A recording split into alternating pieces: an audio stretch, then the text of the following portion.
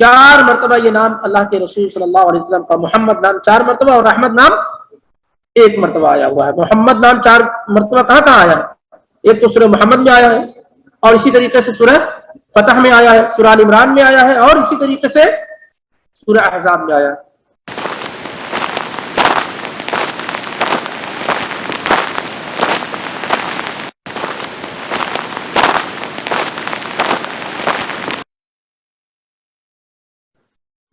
آئیے سیرت پہ انشاءاللہ آتے ہیں. الحمدللہ والصلاۃ والسلام علی رسول اللہ واشهد ان لا الہ الا اللہ واشهد ان محمدا عبده ورسوله. اما بعد، اللهم صل على محمد وعلى ال محمد كما صليت على ابراهيم وعلى ال ابراهيم انك حميد مجيد. اللهم بارك على محمد وعلى ال محمد كما باركت على ابراهيم وعلى ال ابراهيم انك حميد مجيد. یہ ہمارے اور آپ کے لیے یقینی طور پہ اللہ تعالیٰ کی توفیق اور اس کا فضل ہے کہ ہم نبی علیہ الصلوۃ والسلام کی سیرت اور سوانح کو پڑھنے سمجھنے کے لیے اکٹھا اور جمع ہو رہے ہیں. یہ صرف اللہ کا فضل ہے، جسے وہ چاہے وہ دے. اگر آپ بیٹھ رہے ہیں، پڑھ رہے ہیں، سیکھ رہے ہیں، سن رہے ہیں، تو صرف اللہ تعالیٰ کا فضل ہے، جس سے اللہ تعالیٰ کے بہت سارے بندے کیا ہے؟ محروم ہیں. کیونکہ دنیا کے بہترین کاموں میں سے ایک بڑا اہم اور بہتر اور اللہ کو راضی کرنے والا کام کیا ہے؟ عمل کیا ہے؟ نبی علیہ الصلوۃ والسلام کی سیرت اور سوانح کو، آپ کی زندگی کو، آپ کی لائف کو پڑھنا اور اس کو اپنی زندگی میں نافذ کرنا. یہ واقعی بہت بڑی بات ہے. تو اللہ تعالیٰ جس بندے کو یہ توفیق دے، اس کو اللہ تعالیٰ کا شکر ادا کرنا چاہیے.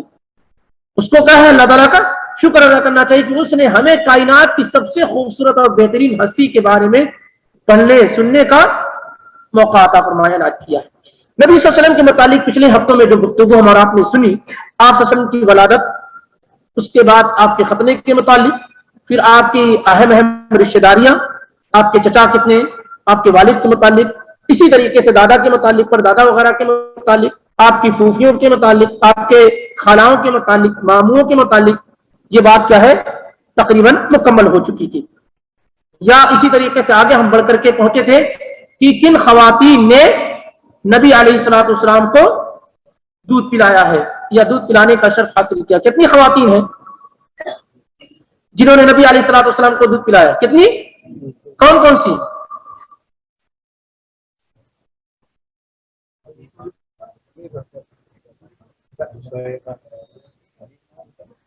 صہیبہ، حلیمہ، 2. تیسری کون ہے؟ ہاں، آپ کی والدہ. بہت سارے لوگ اسے ہی بھول دیتے ہیں، بھلا دیتے ہیں.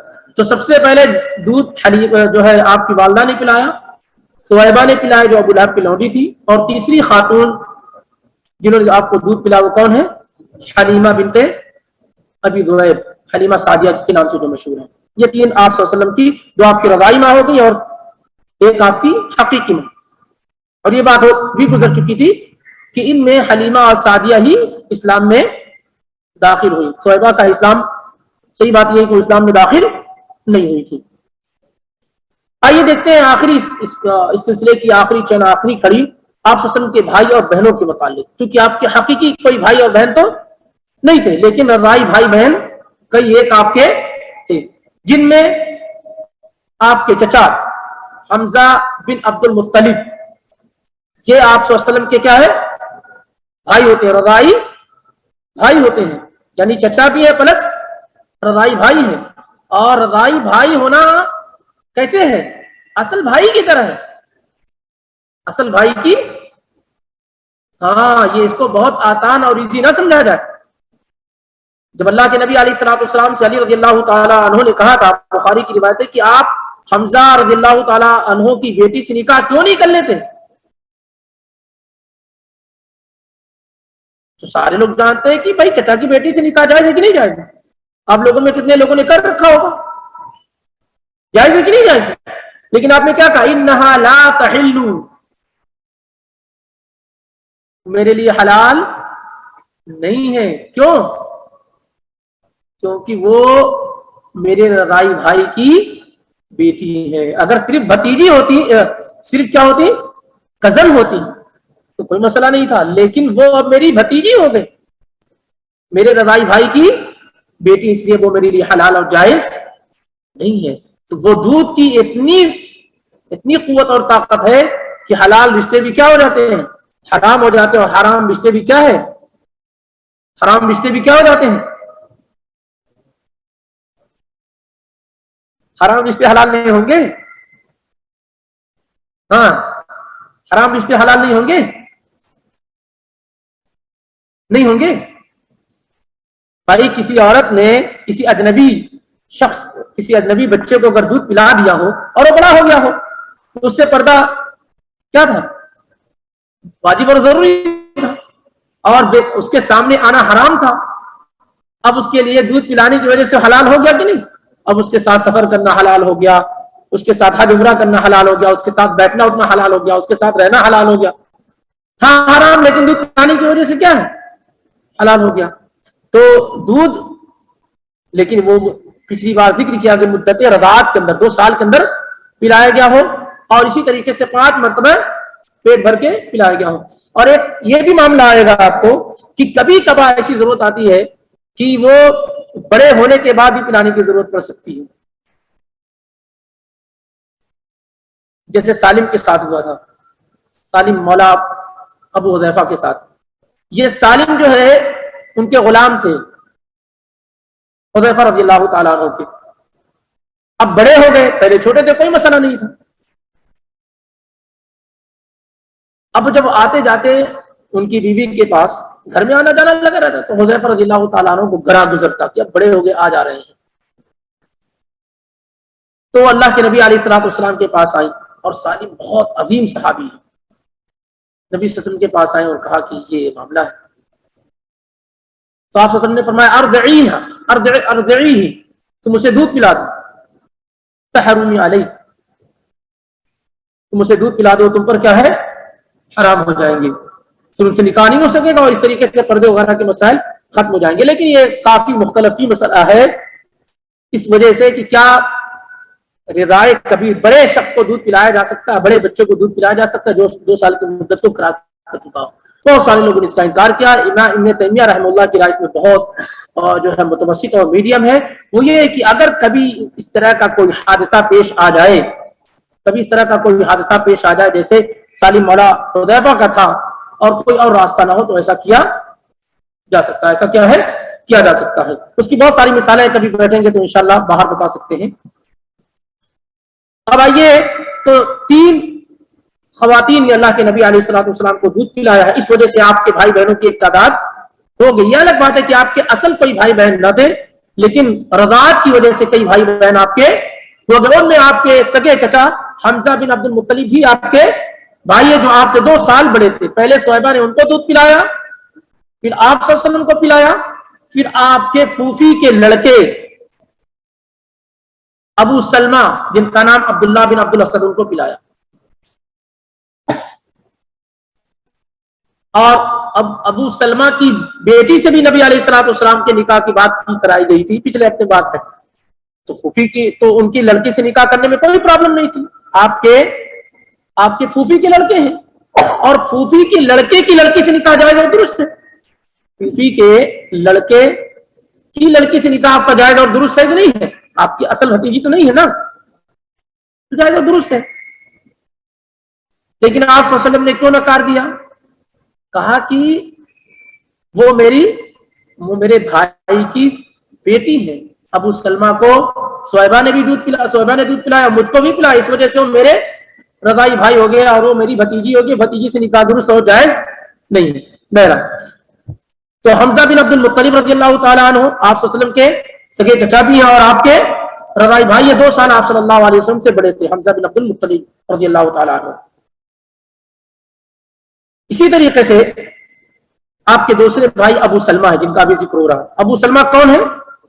جو آپ کے پھوپھی جو آپ برہ تھی، برہ پچھلے ہفتے میں ذکر ہوا، انہی کے لڑکے تھے ابو سلمہ. اصل نام عبداللہ بن عبد الاسد تھا. بہت مشہور صحابی، بہت مشہور صحابی. تو ان کو بھی دودھ پلایا صہیبہ نے. تو یہ آپ کے رضائی بھائی ہو گئے. پہلے سے کزن تو ہے ہی، پھوپھی کے لڑکے، لیکن اب اس سے بڑا رشتہ کیا ہو گیا؟ کون سا رشتہ بڑا ہے؟ پھوپھی کزن ہونا یا دودھ شریک بھائی ہونا؟ دودھ شریک بھائی ہونا. یہ رشتہ کیا ہے؟ بڑا ہے. تو یہ آپ کے دودھ شریک بھائی ہیں. اسی طریقے سے ابو سفیان بن حارث، ابو سفیان بن الحارث، یہ بھی آپ صلی اللہ علیہ وسلم کے دودھ شریک بھائی ہیں. ابو سفیان کون؟ وہ ابو سفیان نہیں جو امیر معاویہ کے والد ہیں. یہ ابو سفیان وہ ہیں جو نبی علیہ الصلوۃ والسلام کے جو بڑے چچا تھے الحارث، ان کے لڑکے. اور یہ آپ کے دودھ شریک بھائی کیسے ہوتے ہیں؟ حلیمہ سعدیہ نے آپ صلی اللہ علیہ وسلم کو بھی دودھ پلایا اور ان کو بھی دودھ پلایا. تیسرے بھائی آپ کے ابو سفیان ہو گئے. چوتھے بھائی آپ صلی اللہ علیہ وسلم کے عبداللہ بن الحارث ہیں. عبداللہ بن الحارث یہ حلیمہ سعدیہ کے ساتھ تھے، حلیمہ سعدیہ کے بیٹے تھے. تو یہ چوتھے کون نمبر ہے؟ ہاں چوتھے نمبر کے بھائی آپ کے. وہ پانچویں بھائی آپ کے مسروح تھے، جو ابو لہب کی لونڈی سویبہ تھی ان کے لڑکے تھے مسروح. اور نبی علیہ الصلوۃ والسلام نے جن کے ساتھ دودھ مل کر کے پیا ہے سویبہ کا، وہ مسروح ہی تھے. تو یہ 5 بھائی آپ کے ہو گئے. حمزہ، ابو سلمہ، ابو سفیان بن الحارث، عبداللہ بن حارث، اور اسی طریقے سے مسروح. اور 2 بہنیں آپ صلی اللہ علیہ وسلم کی، ایک انیسہ اور دوسری شیمہ. یہ دونوں حلیمہ سعدیہ کی بیٹیاں تھیں. شیمہ تو بہت مشہور ہوئی کیونکہ شیمہ ہی کے ساتھ آپ صلی اللہ علیہ وسلم زیادہ کھیلتے تھے. اور کہا یہ جاتا ہے کہ یہ مسلمان بھی ہوئی، اور غالباً حنین کا موقع تھا جب کافی مال غنیمت آیا، تو یہ اپنے قوم کو چھڑانے کے لیے آئے بھی. ان کے قوم کے لوگ بھی کافروں کی جانب سے آئے ہوئے تھے، تو یہ اللہ کے نبی علیہ الصلوۃ والسلام کے پاس شیمہ آئی بھی. اور جب کہا کہ میں تمہارے سردار کی بہن ہوں، تو لوگوں نے انکار کیا. نبی علیہ الصلوۃ والسلام نے کہا آنے دیجیے. پھر وہ گئی اور پورا واقعہ ذکر کیا بچپن کا، تو اللہ کے نبی علیہ الصلوۃ والسلام کو یاد بھی آیا. پھر آپ صلی اللہ علیہ وسلم نے ان کے ساتھ بڑی صلہ رحمی کی، اور ان کے لیے ان کے جو ہے قوم کے لوگوں کو کیا ہے آپ نے چھوڑ دیا اور آزاد کیا، اور بہت زیادہ مال دولت وغیرہ دے کر کے ان کو اپنے پاس سے رخصت کیا، اور کہا کہ تم چاہو تو ہمارے ساتھ رہ سکتی ہو. شیمہ نام تھا ان کا. یہ بہت مشہور. تو یہ آپ صلی اللہ علیہ وسلم کے بھائی بہنوں کا، جو رضائی بھائی بہن ہیں، ان کا مختصر تذکرہ ہے. ایک اہم بات جو پچھلے ہفتے میں رہ گئی تھی، جو اسی وقت آ جانی چاہیے تھی جب اللہ کے نبی صلی اللہ علیہ وسلم کی ولادت کا ذکر ہوا تھا اور نام کی بات آئی تھی کہ آپ کا نام کیا رکھا گیا تھا؟ محمد. اور اسی طریقے سے دوسرا نام احمد. احمد کا مطلب سب سے زیادہ تعریف کرنے والا، اور محمد جس کی سب سے زیادہ تعریف کی گئی ہو. تو آپ احمد بھی اور محمد بھی ہیں. آپ سے زیادہ اللہ کی تعریف کرنے والا کوئی دوسرا نہیں ہے. اور اللہ کے بعد سب سے زیادہ جس کی تعریف کی گئی وہ کون ہے؟ محمد رسول اللہ صلی اللہ علیہ وسلم. یہ نام عرب میں مشہور نہیں تھا. عرب میں یہ نام محمد نہیں رکھا جاتا تھا. عرب کے لوگ کسی کو سنا آپ نے محمد؟ اس زمانے میں اس وقت جو لوگ تھے کسی کا نام محمد نہیں رکھا جاتا تھا. بہت سارے نام تھے، عبداللہ وغیرہ وغیرہ، یہ سارے نام ہوتے تھے، لیکن محمد نام عرب کے دستور اور کلچر میں نہیں رکھا جاتا تھا. آپ صلی اللہ علیہ وسلم کا نام محمد رکھا گیا تاکہ آپ کی زیادہ سے زیادہ تعریف کی جائے. اور یہ نام قرآن میں محمد کتنی مرتبہ آیا ہوا ہے؟ 4 مرتبہ. ماشاءاللہ. کتنی مرتبہ آیا ہوا ہے؟ 4 مرتبہ. یہ نام اللہ کے رسول صلی اللہ علیہ وسلم کا محمد نام 4 مرتبہ اور احمد نام 1 مرتبہ آیا ہوا ہے. محمد نام 4 مرتبہ کہاں آیا ہے؟ ایک تو سورہ محمد میں آیا ہے، اور اسی طریقے سے سورہ فتح میں آیا ہے، سورہ ال عمران میں آیا ہے، اور اسی طریقے سے سورہ احزاب میں آیا ہے. اس 4 جگہوں پر. سورہ احزاب کی آیت نمبر 14 میں، اور سورہ محمد کی آیت نمبر 4 میں. سورہ محمد کی آیت نمبر کتنی ہوگی شروعات میں؟ ہاں. اور اسی طریقے سے سورہ فتح میں بھی آیا ہوا ہے. سورہ فتح کی آیت نمبر 29 محمد الرسول اللہ. محمد الرسول اللہ. سورہ آل عمران کی آیت نمبر 44 میں آیا وما محمد الا رسول. بہرحال سورہ محمد، سورہ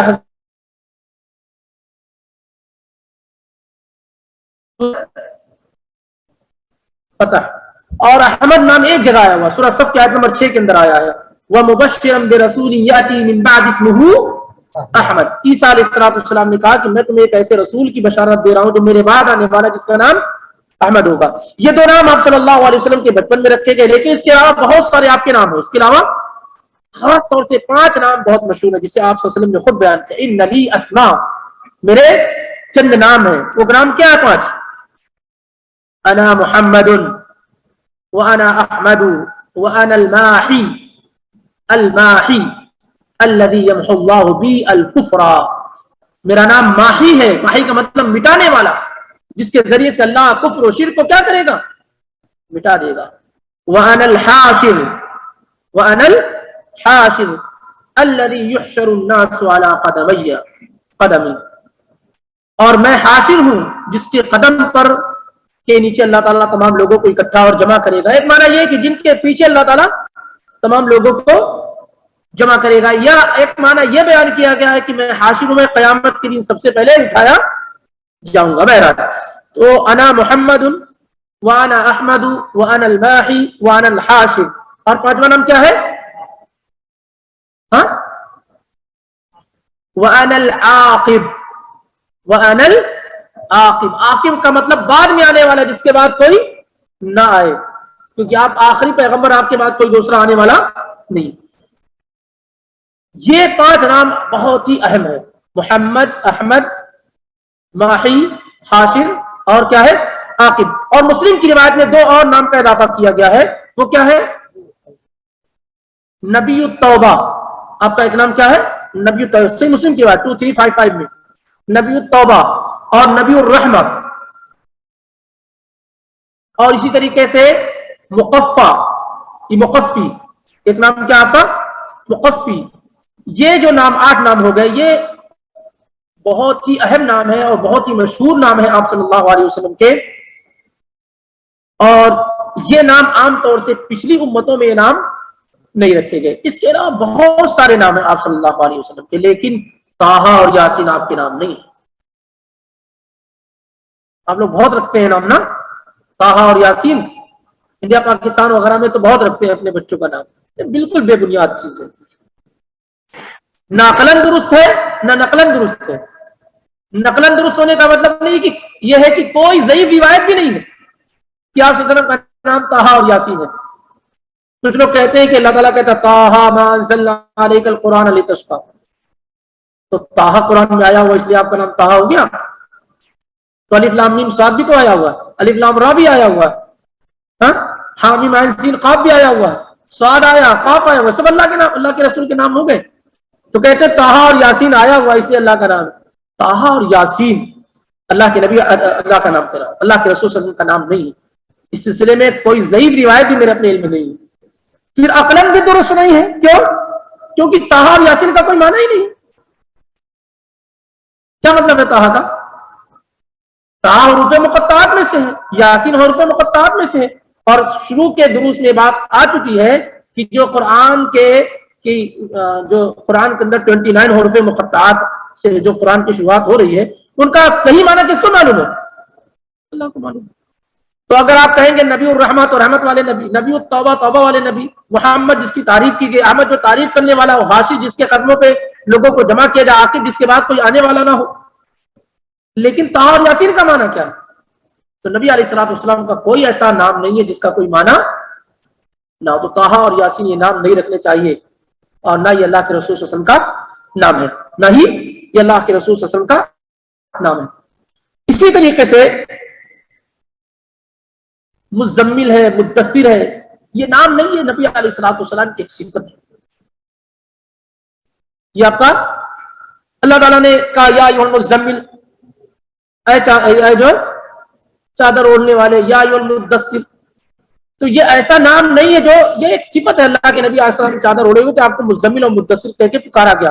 ٹھیک ہے، صفت ہے آپ صلی اللہ علیہ وآلہ وسلم کی. اسی لیے صحابہ آپ صلی اللہ علیہ وسلم کو ان ناموں کے ذریعے سے کبھی نہیں پکارتے تھے.